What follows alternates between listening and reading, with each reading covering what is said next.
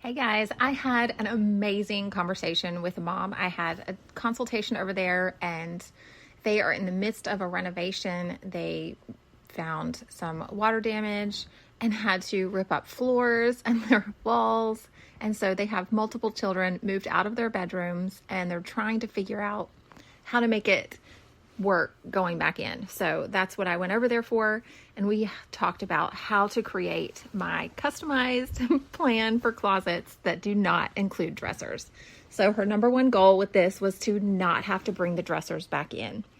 But these are two kids sharing a bedroom. They have to have space to put their stuff. They would like to have room for their toys in there and keep it really simple, and there's not a lot of closet space. So how do we do that?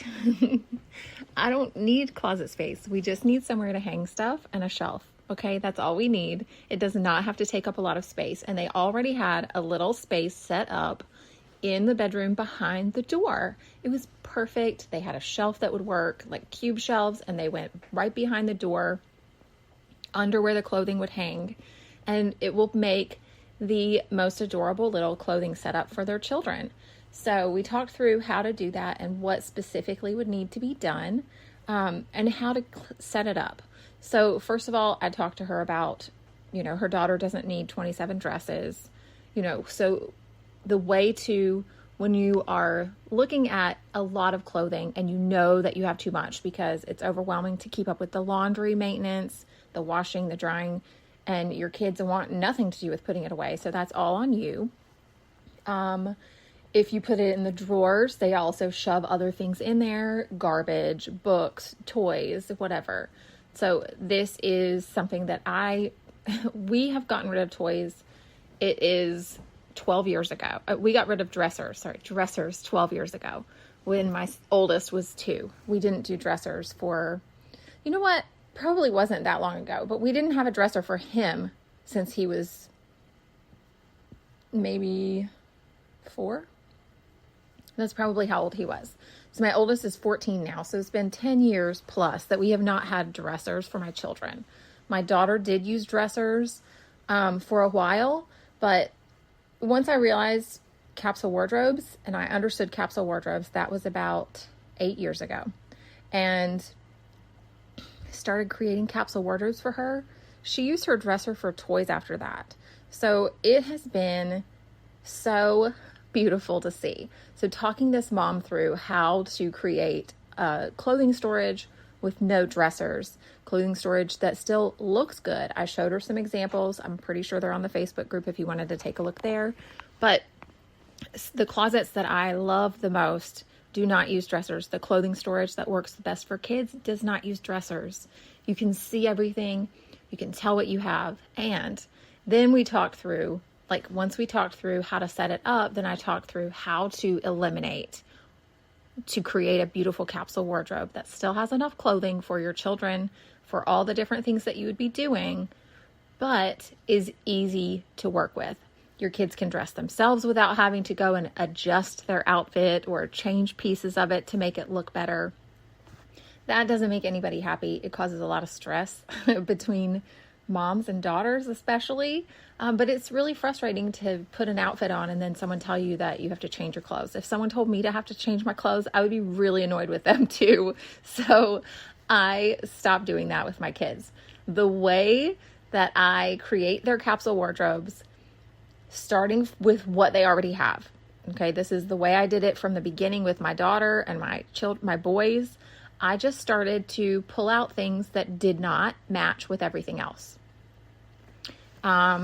So if you want to start somewhere, you can start with, let's do tops and bottoms. So lay out all your bottoms or put them so you can see what patterns they have on them or what colors they are. You don't have to, you can just open the dresser drawer if you have them in the dresser and bring the drawer. I love doing this. This is what I like to do. I like to bring those. So sometimes I'll just take them out of the drawer and put them in a laundry basket so I can move them to where so I can see both the tops and the bottoms at the same time. So if they're in drawers right above each other, you're going to have to take one of the drawers out or remove something from the drawer so you can see what you have. I also love to hang up all the tops. I love to hang them up because you can see what you have and you're more likely to use it if you can see it. If not, you're going to go to the easiest to grab section of the drawer 9 times out of 10, probably 50 times out of 53, right? You're going to go to the easiest spot. And that is why we reuse the same things. It's because it's in the most convenient location. Those clothes that are right at the front of the dresser drawer, those are going to be grabbed fastest. The stuff that's tucked in the back, forget you had it, right? The stuff that's in a different drawer, you forget you have it. That is why I don't use dressers for my kids' clothing. I don't want so much that we forget what we have and stuff doesn't get used. I want to use what we have.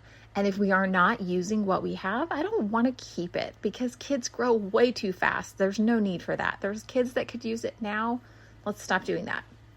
So when I am doing a capsule wardrobe and I'm laying it out for someone and setting up, creating a capsule wardrobe out of what they already have and just showing them what it is. The way that I would do that would be to just start removing anything that didn't match with everything else. So if you have pants that are heavily patterned and most of your shirts are patterned, I would quickly remove the pants that are patterned, removing all of the pants that have a pattern that's not going to complement. Now, sometimes we have patterned pants that do complement the patterned shirts. So my daughter for years had faded, it was like a leopard print pants that she had. And then she had another pair that had hearts on them or something like that. Hearts or flowers or something. I think it was hearts because she didn't have a lot of those patterns. Most of her shirts had a different type of pattern on it. So they still looked really cute together. And then the same with her jackets. Her jackets didn't have those types of patterns on them. And so it complemented and worked together. So as we are pulling things out, I'm only pulling out the ones that definitely do not look good with most of the things. So if you have these pants in your kids' closet that have tons of flowers on them, but then most of her shirts and dresses also have flowers on them, or all of her jackets are floral jackets or something like that, then those pants are going to be the easiest thing to eliminate because it's easier to put all the tops and dresses and jackets together with more neutral pants, right? So those floral pants or the super patterned pants, those would be eliminated. The pants that maybe, I start with the pants because it's the easiest category to eliminate. It's the easiest category to become neutral and to see it happen. So, I have so many beautiful, colorful capsule wardrobes where the pants are lots of different colors and textures and patterns, and you can do that, but you have to be aware of what patterns look good. So with the other patterns that you have on your tops and other things. So for my daughter, she had leopard print pants, she had purple jeans, she had burgundy, like a beautiful wine color pants. She had blue jeans. She had lots of colors in her pants, but all of those colors and patterns looked great with all of her tops and all of her jackets. And if she needed to wear leggings or pants with her dresses, I made sure that the leggings were also going to complement her outfit. They were not going to be a pattern that's going to make it feel really busy and distracting. So there's a lot of times where mixing patterns is so cute, but there's other times where it's like, oh, your kid dressed themselves.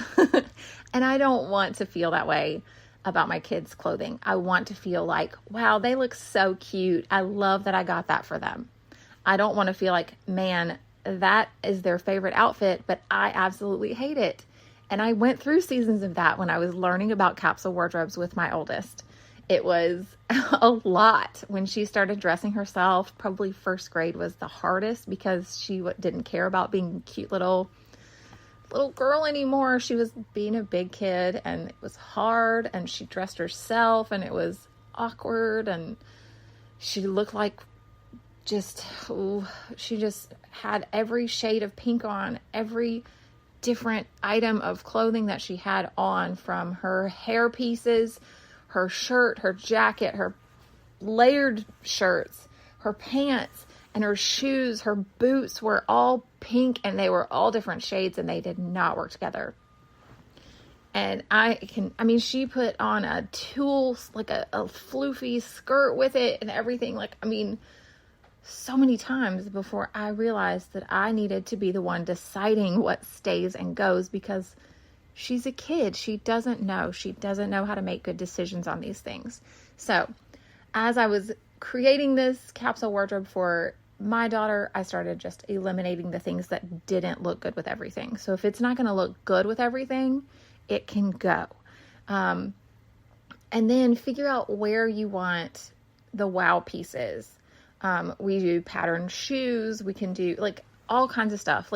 My daughters do not wear, my kids, they don't wear plain shoes. They don't. Their shoes can be, so when I was talking to this mom about it, she was like, so what kind of shoes do you do? Black? And I was like, no. We have sparkle boots. We have leopard print boots. We have all kinds of fun colors and patterns on our shoes, but you have to make sure that they look good with all of your outfits.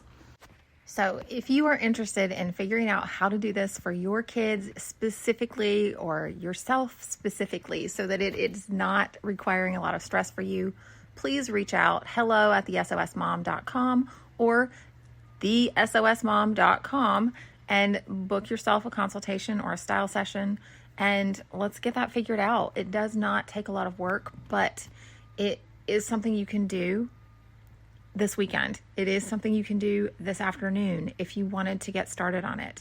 The first thing you've got to do is pull out the stuff that doesn't match with everything. The dresses that don't go with all the shoes, or, what is your kid's style? When you are looking at all of their clothing pieces, what is the wild card? Does it belong? Does it really suit their personality? Or does that dress maybe just feel like it's not them? And remove that and see if it feels more cohesive. See if it feels like you're finding their style and you're finding the pieces that really work well together to create that beautiful capsule wardrobe. But number one, keep it simple. You just need a week's worth of clothing. So if your kid has 10 bottoms, then that's great. That's awesome. If they have 5 bottoms, that's still enough to get through the school week. Just saying, then you can figure out what pieces you need to add in as you're going. But when we're eliminating the things that really don't work, sometimes it does feel like there's not going to be enough clothing. But how long do you go without washing clothes? Really? In a family of 6, in a family of 4, you're going to wash clothes at least twice a week with that many people. If you hold it all till Saturday, you're going to have a lot of work to do on the weekend. And so if you just start a load of laundry one day a week, then you have yourself set up for success. It's easy to keep it simple if you have done the capsule wardrobes and if you have kept the laundry sorted by person before you ever put it in the wash. It really does. Wash everything on cold. Put the kids' clothes in their own basket. Give them their own laundry hamper. My kids have it in their closet. It's just a small little basket that they can carry themselves. It is not a huge, big old laundry basket. In fact, I only have one for my family of 6, one laundry basket for my whole family.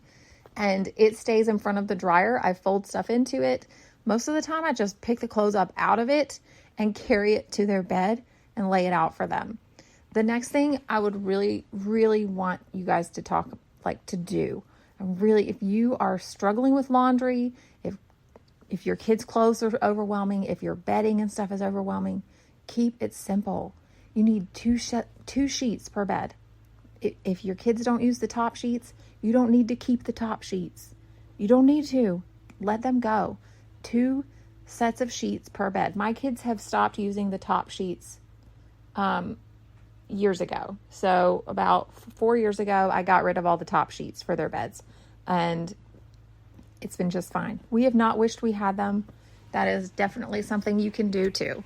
You can just do the bottom sheet and be fine. Now, I personally really prefer a top sheet I like the bed all made up and tucked and beautiful and cozy and the big fluffy blankets and everything. But my kids want a bottom sheet and they want their soft fluffy blanket, and that's it. And they just fold it up at the bottom of the bed, put their pillows at the top, and they're done.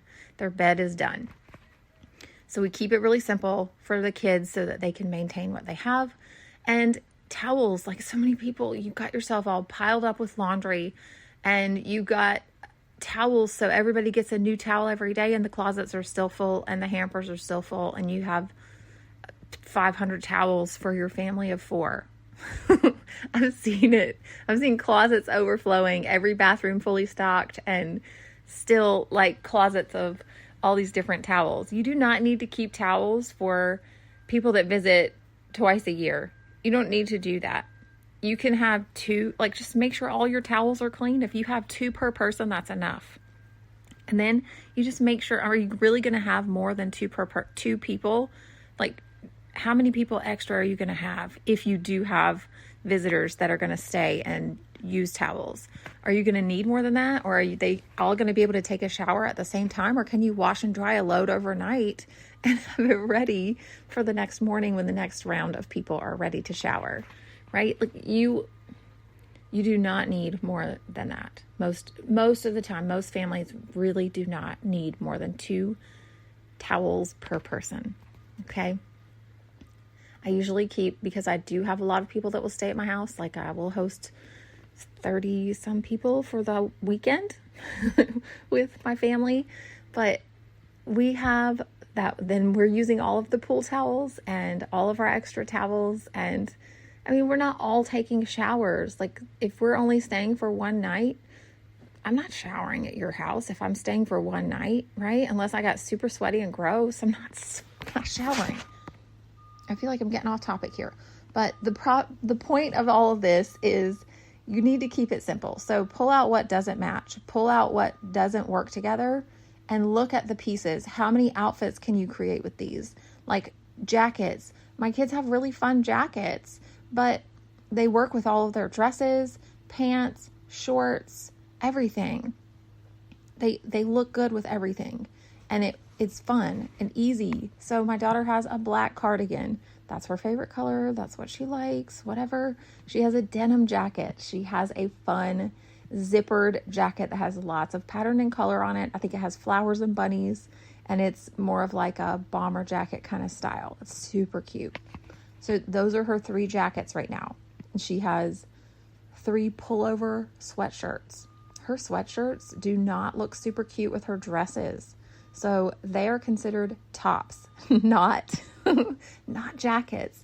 Do not put those as jackets with your dresses.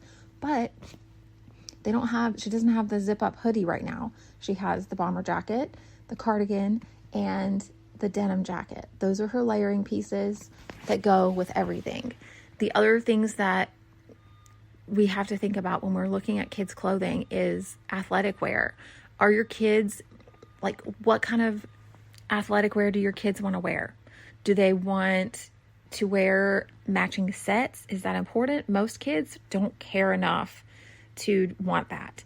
Most kids that I have talked to and helped and worked with and lived with, they just want to grab a top and a bottom and get out the door. As long as they're comfortable, they're done. They don't care about the rest. So what I recommend is just getting one, like just matching just neutral bottom. So what is the neutral? What's going to go with all the tops? You can have all the colors in the world as your tops, as long as your bottoms are neutral. And in general, like most kids don't care about that. They're happy using the neutral bottoms, like black, gray, navy. What is neutral for your kids' wardrobe?